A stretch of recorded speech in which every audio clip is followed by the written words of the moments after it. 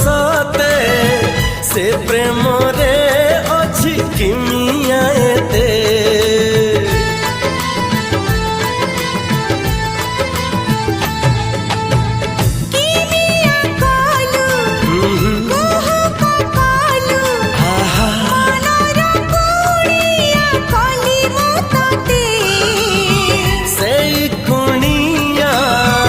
सबुदिनिया फेरी बनी आउ कहिले जेते।